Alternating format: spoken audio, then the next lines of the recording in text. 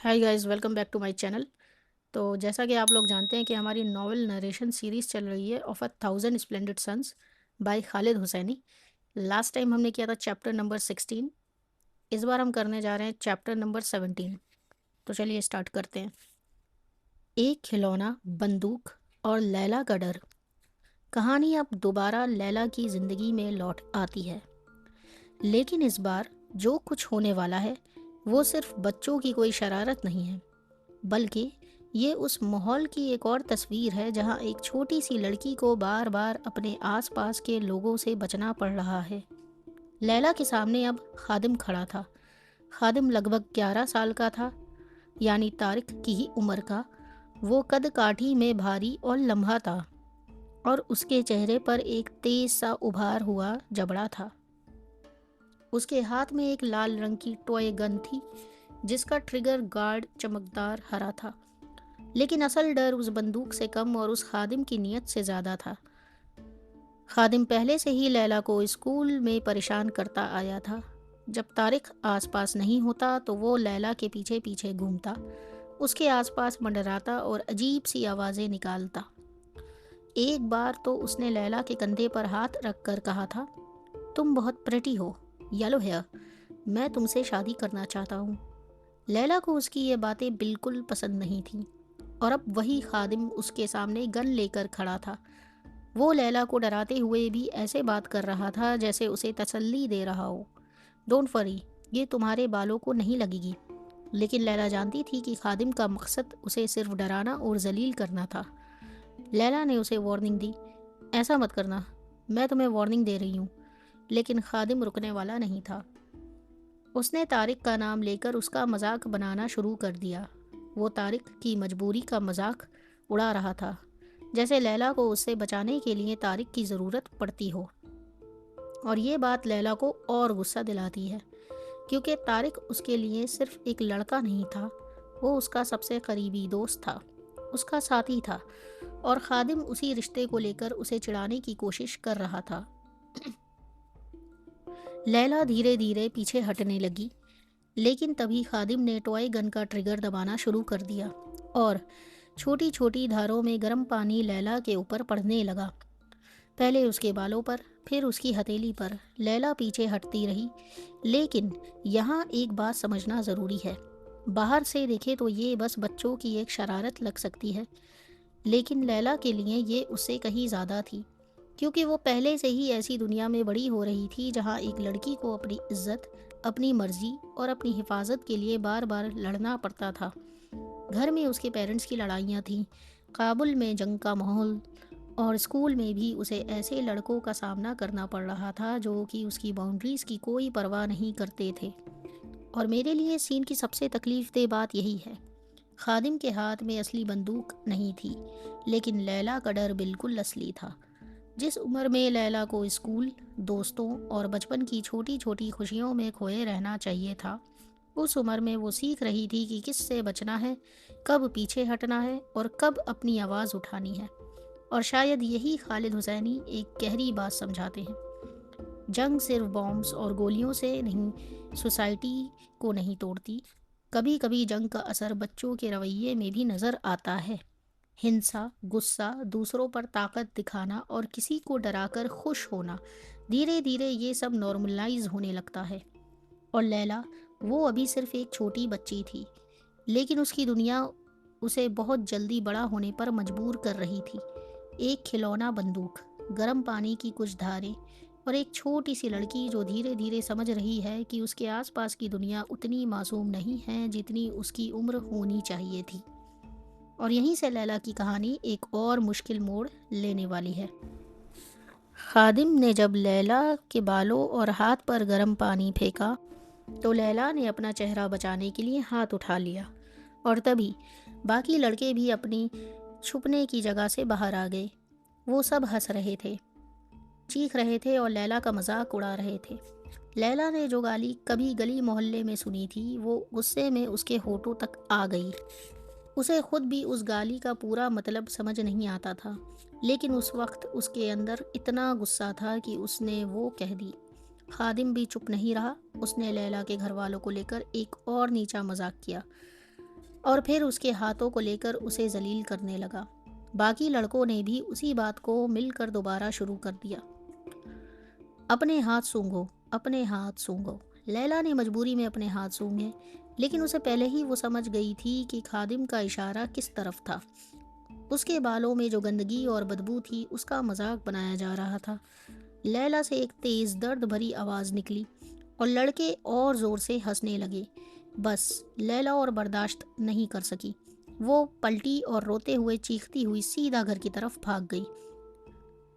घर पहुंचने के बाद लैला ने सबसे पहले कुएं से पानी निकाला, फिर बाथरूम में जाकर अपने कपड़े उतारे और एक तसले में पानी भरा। उसने अपने बालों में साबुन लगाया और फिर जोर जोर से अपनी उंगलियां सर की खाल में घुसाकर बाल रगड़ने लगी, जैसे वो सिर्फ बाल नहीं, उस पूरी बेइज्जती को अपने अंदर से मिटा देना चाहती हो। वो घिन और बेचैनी से कांप रही थी। एक बार बाल धोने के बाद भी उसे तसल्ली नहीं हुई। उसने दोबारा साबुन लगाया, फिर से धोया और बार बार अपने चेहरे और गर्दन को साबुन वाले कपड़े से रगड़ती रही, इतना कि उसकी स्किन लाल पड़ गई।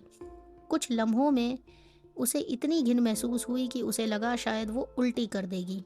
लेकिन असल तकलीफ उसके बालों में नहीं थी, असल दर्द उसके दिल में था। कपड़े बदलते हुए लैला के जहन में सिर्फ एक ही बात आ रही थी, अगर तारिक मेरे साथ होता तो खादिम कभी ऐसा करने की हिम्मत नहीं करता।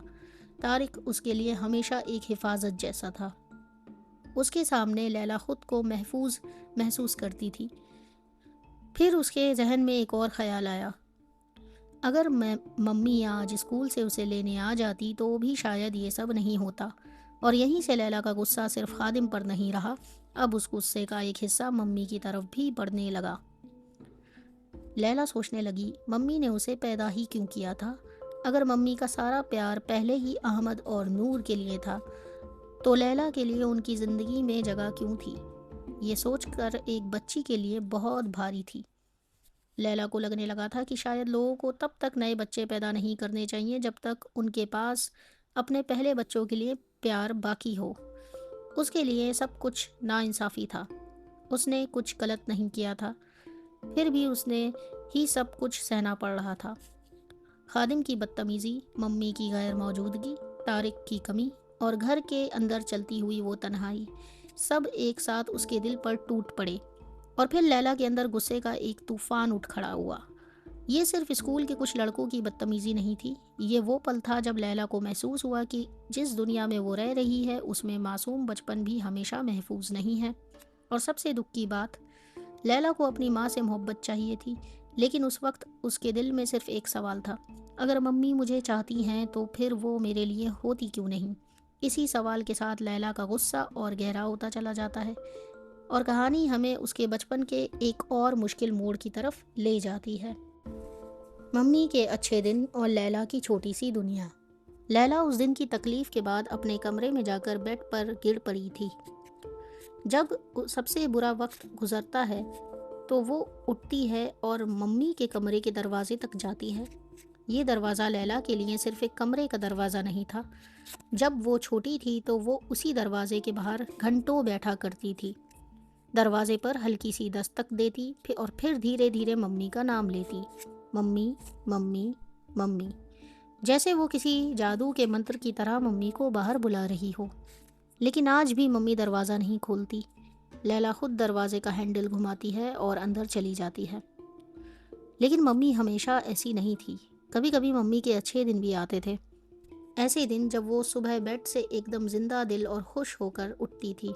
उसकी आंखों में चमक होती, चेहरे पर मुस्कुराहट, वो नहाती, साफ कपड़े पहनती और मस्कारा भी लगाती। और लैला को सबसे ज़्यादा मज़ा तब आता जब मम्मी उसे अपने बाल ब्रश करने देती। लैला को मम्मी के बाल बनाना बहुत पसंद था। फिर दोनों मिलकर मंडई बाज़ार जाती, शॉपिंग करती, घर लौटकर स्नेक्स एंड लैडर्स खेलती एंड डार्क चॉकलेट के बड़े ब्लॉक से छोटे छोटे टुकड़े तोड़कर खाती। चॉकलेट उन कुछ चीज़ों में से एक थी जो लैला और मम्मी दोनों को ही पसंद थी। और लैला के लिए मम्मी के अच्छे दिन का सबसे खूबसूरत हिस्सा कुछ और था, बाबी का घर वापस आना। जब बाबी घर आता तो लैला और मम्मी अपने गेम से नज़र उठाकर उसकी तरफ देखती और दोनों एक साथ मुस्कुराती। ان کی وہ مسکراہٹ دیکھ کر کمرے میں جیسے ایک پل کے لیے سکون بھر جاتا۔ اس وقت لیلا کو اپنے پیرنٹس کے بیچ کی وہ محبت اور اپناپن محسوس ہوتا جو کبھی ان کے گھر کی پہچان ہوا کرتا تھا۔ لیلا کو ایک پل کے لیے ایسا لگتا جیسے پرانے دن واپس آ گئے ہوں، جب ان کا گھر لوگوں کی آوازوں، ہنسی اور خوشی سے بھرا رہتا تھا۔ ممی کے اچھے دنوں میں گھر کا ماحول بھی بدل جاتا تھا۔ کبھی ممی بیکنگ کرتی، کبھی وہ محلے کی عورتوں کو چائے اور پیسٹریز کے لیے گھر بلا لیتی۔ لیلا کو بھی اپنا چھوٹا سا کام ملتا، وہ بولز کو صاف کر کے چاٹتی رہتی، جبکہ ممی میز پر کپس، نیپکنز اور اچھی پلیٹس لگاتی۔ پھر عورتیں لیونگ روم میں بیٹھتی، چائے پیتی، ممی کی بیکنگ کی تعریف کرتی اور زور زور سے باتیں کرتی۔ لیلا بھی ان کے پاس بیٹھتی اور کبھی کبھی ان کی باتوں میں شامل ہونے کی کوشش کرتی، لیکن اس کے پاس کہنے کے لیے زیادہ کچھ ہوتا نہیں تھا۔ پھر بھی وہ وہاں بیٹھنا پسند کرتی تھی، کیونکہ ان گیدرنگز میں اسے لگتا تھا کہ وہ بھی کسی کا حصہ ہے، اس کی بھی ایک جگہ ہے۔ اور شاید یہی چیز لیلا کے لیے سب سے کنفیوزنگ تھی۔ ایک طرف ممی کے وہ دن تھے جب وہ لیلا کے بال بنواتی تھی، اس کے ساتھ بازار جاتی تھی، چاکلیٹس کھاتی تھی اور گیمز کھیلتی تھی، اور دوسری طرف وہ دن تھے جب ممی اپنے ہی کمرے میں بند ہو رہتی تھی اور لیلا دروازے کے باہر بیٹھ کر اس کا نام پکارتی رہتی تھی۔ لیلا کو سمجھ نہیں آتا تھا کہ ایک ہی ماں اتنی الگ کیسے ہو سکتی ہے۔ کبھی ممی اس کے لیے پوری دنیا ہوتی تھی اور کبھی لیلا کو ایسا لگتا تھا جیسے ممی کی دنیا میں اس کے لیے کوئی جگہ نہیں تھی۔ اور بابی کے ساتھ ممی کو دیکھ کر لیلا کو ایک اور پرانی تصویر نظر آتی ہے، ایک ایسا گھر جہاں کبھی محبت تھی، ہنسی تھی اور سب ایک دوسرے کے ساتھ تھے۔ لیکن اب وہ گھر بدل چکا تھا اور لیلا، وہ اب بھی اس پرانی دنیا کے کچھ ٹکڑوں کو پکڑ کر بیٹھی تھی۔ شاید اسی لیے ممی کے اچھے دن لیلا کے لیے اتنے خاص تھے، کیونکہ ان چند دنوں میں اسے وہ ماں ملی تھی جس کی محبت کو وہ باقی سارے دن ترستی رہتی تھی۔ ممی کے ان اچھے دنوں میں لیلا کو صرف اپنی ماں کا بدلا ہوا چہرہ ہی نہیں دکھتا تھا، اس کے اپنے ماں باپ کی پرانی محبت کی بھی ایک جھلک نظر آتی تھی۔ محلے کی عورتیں جب چائے پر جمع ہوتی تو کبھی کبھی باتوں کا رخ بابی کی طرف ہو جاتا، اور تب ممی کی آواز بالکل بدل جاتی۔ وہ بابی کے بارے میں بڑے فخر اور محبت سے بات کرتی۔ وہ بتاتی کہ بابی ایک بہت اچھے استاد تھے، ان کے شاگرد ان سے محبت کرتے تھے کیونکہ وہ دوسرے استادوں کی طرح انہیں مارتے پیٹتے نہیں تھے۔ وہ اپنے شاگردوں کی عزت کرتے تھے اور اسی وجہ سے شاگرد بھی ان کی عزت کرتے تھے۔ لیلا چپ چاپ یہ سب سنتی۔ اس کے لیے ممی کو بابی کی اتنی محبت سے بات کرتے سننا کسی درلبھ خوشی سے کم نہیں تھا۔ ممی اور بابی کی پرانی کہانی۔ پھر ممی اپنی شادی کی پرانی کہانی سنایا کرتی۔ وہ بتاتی کہ جب وہ صرف 16 سال کی تھی اور بابی 19 کے، دونوں کے گھر پنج شیر میں ایک دوسرے کے پاس تھے۔ ممی کو بابی پر پہلے ہی دل آ گیا تھا۔ دونوں بچپن میں گھروں کے بیچ کے دیوار پر کڑکے ملتے، بابی کے والد کے باغیچے میں کھیلتے، لیکن بابی بہت احتیاط کرتے تھے۔ انہیں ڈر رہتا تھا کہ اگر ممی کے والد کو پتہ چل گیا تو ان کی خیر نہیں۔ ممی ہنس کر بتاتی کہ بابی ہمیشہ ڈرتے رہتے تھے کہ تمہارے والد مجھے مار ڈالیں گے، لیکن ممی کو اس بات کی زیادہ پرواہ نہیں تھی۔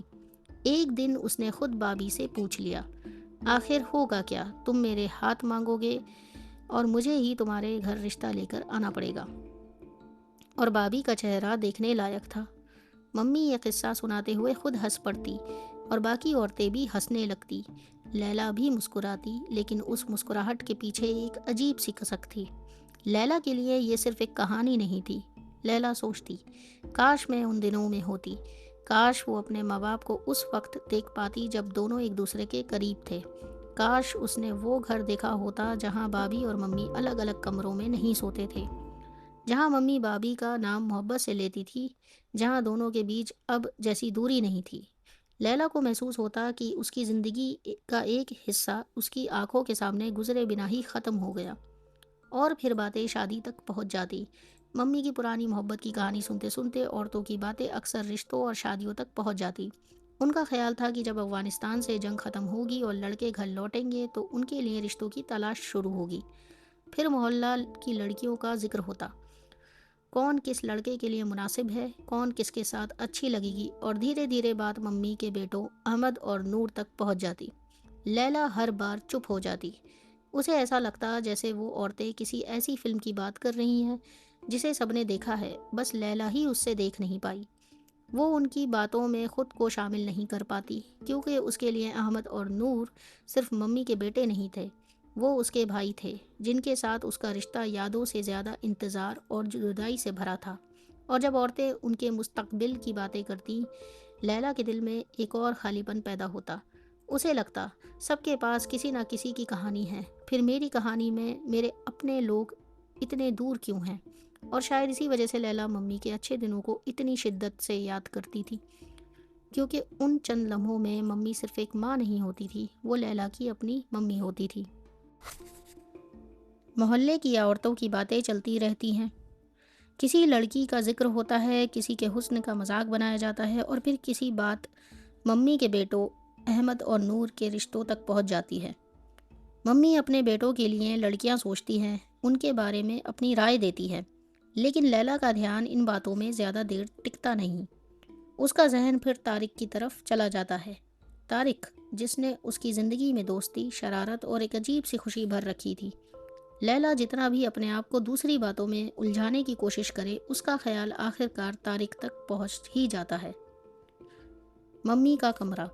उस रात मम्मी ने पीले रंग के पर्दे खींच दिए थे। कमरे में अंधेरा था। हवा में कपड़ों, पसीने, इत्र और रात के बचे हुए खाने की मिली जुली बू थी। लैला धीरे से कमरे में आई। उसकी आंखों को अंधेरे की आदत होने में कुछ वक्त लगा। फिर उसने पर्दे खोल दिए और सामने मम्मी का बिस्तर था। मम्मी कंबल के नीचे बिल्कुल बेहरकत पड़ी थी। लैला एक पुरानी धातु की कुर्सी पर बैठ गई और अपनी माँ को देखती रही। लेकिन उस कमरे की सबसे ज़्यादा चुभने वाली चीज़ मम्मी का बिस्तर नहीं था, बल्कि दीवारों पर लगी तस्वीरें थीं। हर तरफ अहमद और नूर की तस्वीरें। एक तस्वीर में नूर बचपन में ट्राईसाइकिल चला रहा था, दूसरी में अहमद दुआ पढ़ रहा था। कहीं दोनों अपने बचपन के दिनों में थे, और हर तस्वीर में वो दोनों लैला को जैसे मुस्कुराकर देख रहे थे। लेकिन लैला के लिए वो तस्वीरें अपनापन नहीं, दूरी थी। अहमद और नूर उसके भाई थे, लेकिन लैला ने उनके साथ उतना वक्त कब गुजारा था? उनकी यादें उसके पास बहुत कम थीं।